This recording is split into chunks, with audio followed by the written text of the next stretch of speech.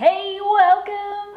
It's Jordan, the Urban Outlander. So happy to have you here. It's the print shop! Bam! This is a hardcore thrust by thrust analysis. Let's just dive right in, shall we? First of all, Jamie looks great in that outfit. Like in the opening scene, that nice like coat thing with the tricorn and the thing with the thing looks great. He looks great. Notice how in the beginning and throughout the episode, a lot of the music harkens back to season 1, which is really cool. Oh my god, printing in the 18th century, one sheet at a time. Now we've had seeing Jamie's day up until the moment. Finally, we have the reunion. I think my favorite part is actually the first kiss, the first tender kiss.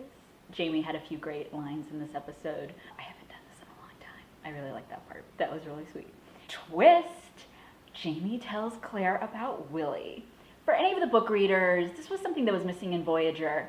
I was happy to have it here because I felt like it made sense. I'm going to say it right now. Sometimes Diana Gabaldon does not, she makes choices in her books that don't make any sense. And that's one of them. I just never understood that choice at all. And don't say that it comes up later in other books. I don't care about the other books. I just care about what happened in Voyager. So happy to have Jamie in the episode actually tell Claire about Willie. And it's sweet and it's tender.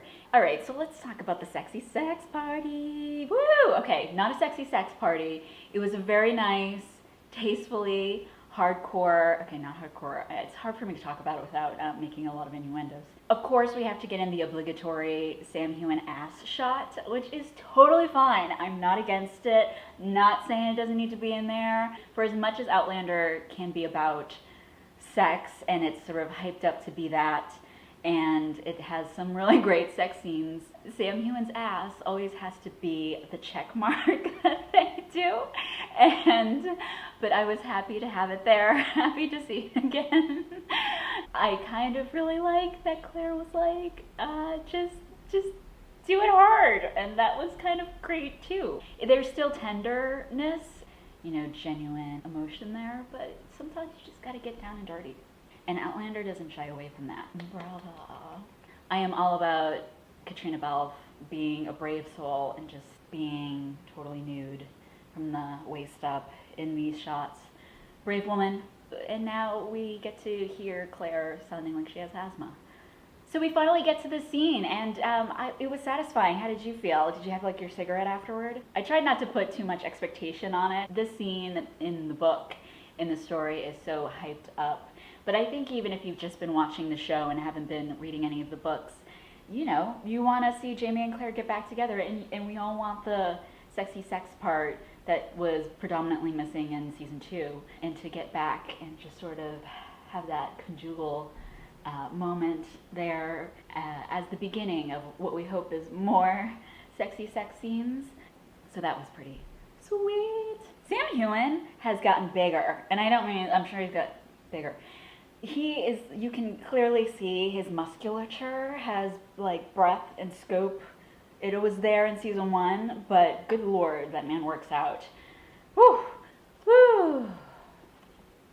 Claire really lucked out. I mean, let's be honest, 18th century, and Jamie looks as fine as that. He still looks as fine as that, maybe even slightly more fine, even with his little speckles there.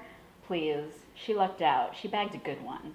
How often, what are the chances of finding a Jamie Fraser in the 18th century, let alone the 21st century, having that physical specimen of deliciousness? A sigh of relief. Jamie and Claire are back together. Not like we ever really questioned they would never come back. But I kind of like the cliffhanger of the episode. Welcome back to the 18th century, Claire. Threats of near rape. Welcome back. Happy to have you. My least favorite part. So it's a little bit of a book thing. In the book, one of the part that I really like so much about when Claire comes to the print shop is she shows him pictures of Brianna, and then I believe, as it says in the book, Jamie falls to pieces, and that part got me really choked up, and it was missing from this episode, so I was a little bit surprised. But that particular moment I thought was really special, and for some reason it's missing. It's Jamie and Claire back together, super couple, power duo, and when Claire shows up, shenanigans ensue. It's not Claire and Jamie without Claire getting everybody into a lot of trouble. So we'll see what happens in the next episode. My other little funny thing, I love that. Claire's like, I suppose we're still married. It's like, funny thing about that, Claire. Oh, marriage, that's a funny thing. So what happened was, just kidding, not going to spoil that one for you. Check out my blog. It's www.theurbanoutlander.com. You know, like the YouTube videos, make comments. That would be cool. I love interacting on the Twitters and the YouTubes and the Facebooks. Instagram, I'm also on that.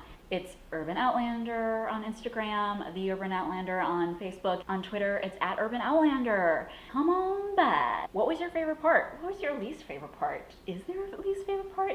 Are you allowed to have a least favorite part? I think it's okay to do that. So let me know what you think, and thanks. Mwah. Until the next one. Oh my God, I almost forgot to mention Ned Gowan. You mentioned Ned Gowan, he has to show up. He has to. Bill Patterson, I need Ned Gowan in my life. So the fact that Jamie mentioned him, he better show up in another episode. We all need Ned Gowan in our lives. So please, Outlander gods, also known as Outlander Writers, please bring Ned Gowan.